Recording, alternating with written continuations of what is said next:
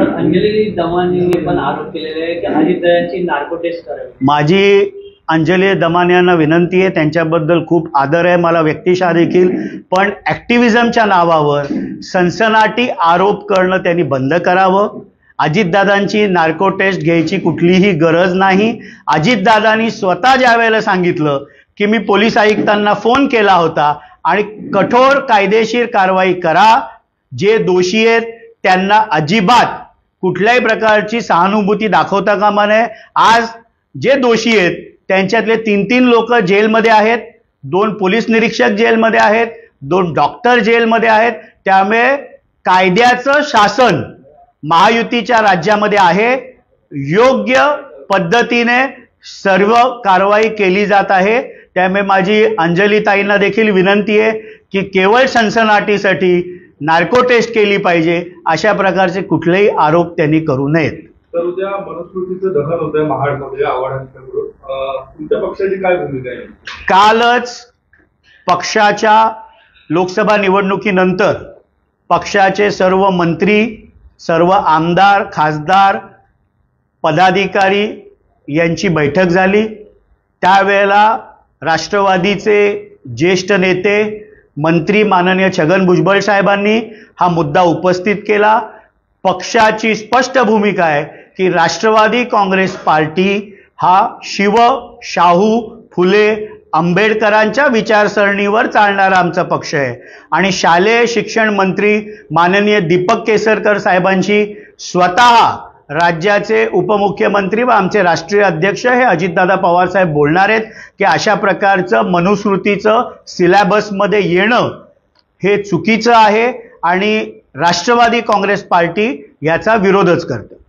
तटकरेंनी केलेल्या आरोपावरती जितेंद्र आव्हाड म्हणताना सांगतात की शरद पवारांनी कुठं बैठक घेतलेली ते आम्हाला सांगावं आणि त्याचे पुरावे द्यावेत, असं आव्हान देखील आव्हाड यांनी केलं। नाही, तर आव्हाड कुठल्याही बैठकीला स्वतः नव्हते। जे आरोप माननीय सुनील तटकरे साहेबांनी केले किंवा जी काय स्पष्ट भूमिका आमचे राष्ट्रीय अध्यक्ष, राज्याचे उपमुख्यमंत्री अजितदादा पवार साहेबांनी, राष्ट्रीय कार्याध्यक्ष माननीय खासदार प्रफुल्लभाई पटेल यांनी जी क्रोनॉलॉजी अगदी 2014 पासून सांगितली, ही एकदा नाही तर अनेक वेळा सांगितली। काल भाषण करत असताना आमचे राष्ट्रीय अध्यक्ष, राज्याचे उपमुख्यमंत्री माननीय अजितदादा पवार साहेबांनी 2004 ची देखील गोष्ट सांगितली की 91 साली देखील तत्कालीन मुख्यमंत्री सुधाकरराव नाईक साहेबांच्या मंत्रिमंडळामध्ये जे लोक मंत्री होते ते ज्युनियर कसे झाले आणि राष्ट्रवादीचा मुख्यमंत्री झाला असता तर पक्ष कशाला फुटला असता, हे देखील सविस्तरपणे काल अजितदादांनी सगळ्यांशी संवाद साधताना स्पष्टपणे सांगितलेलं आहे। शरद पवारांना या गोष्टीमध्ये जुन्या गोष्टी काढून ओढायचं सुरू आहे असं म्हटलं जातं। आणि ज्या वेळेला एखादं नॅरेटिव्ह, एखादं वक्तव्य हे समोरनं सेट केलं जातं त्यावेळेला त्याबाबतची स्पष्ट भूमिका आणि खरं काय घडलं हे आमच्याकडून देखील वेळोवेळी त्यामुळे ते सांगण्यात येतं।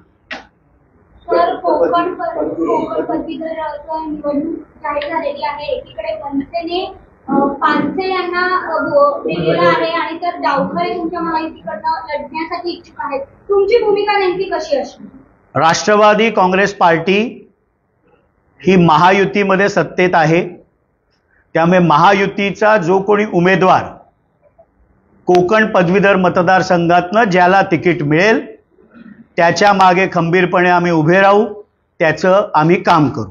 पण सर, मनसेने जे आहे ते लोकसभेमध्ये महायुतीला पाठिंबा दर्शवतो, स्वतंत्र उमेदवार त्यांनी जाहीर केलेले आहे। नाही, त्याबाबत मनसेने आपली भूमिका स्पष्ट केलेली आहे। मला जेवढं माहिती आहे की आदरणीय राजसाहेबांनी केवळ देशाचे लाडके पंतप्रधान माननीय नरेंद्र मोदी यांच्यासाठी मी बिनशर्त लोकसभेच्या निवडणुकीला पाठिंबा देतोय अशा प्रकारची भूमिका होती। मनसे जर कोकण पदवीधर मतदारसंघाची निवडणूक लढत असेल तो त्यांचा पक्षाचा निर्णय आहे, पण राष्ट्रवादी काँग्रेस पार्टी ही महायुतीचा जो कोणी उमेदवार असेल त्याच्या मागे आम्ही खंबीरपणे उभे असू। गायकवाड जे आहेत ते पानसेंनी आज मुख्यमंत्री एकनाथ शिंदे यांची देखील भेट घेतलेली आहे. शेवटी लोकशाहीमध्ये निवडणूक लढण्याचा अधिकार प्रत्येक राजकीय पक्षाला असतो.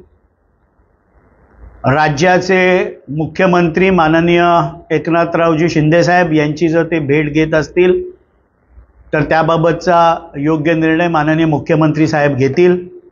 पण महायुतीचा जो उमेदवार असेल त्याचंच काम करण्यासाठी आम्ही राष्ट्रवादी काँग्रेस पार्टी पूर्ण ताकद लावू.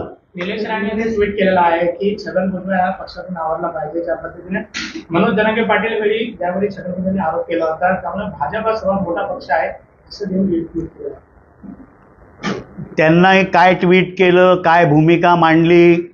आदरणीय छगन भुजबळ साहेब हे राष्ट्रवादी काँग्रेस पक्षाचे ज्येष्ठ नेते आहेत.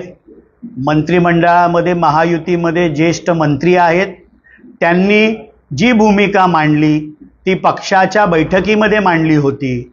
आणि असे कितीतरी प्रसंग आहेत की निलेश राणे आणि नितेश राणे यांच्या ट्विट किंवा वक्तव्यामुळे भारतीय जनता पार्टी ही अडचणीत आलेली आहे. याच्यापेक्षा फार त्यांना महत्त्व मी देऊ इच्छित नाही.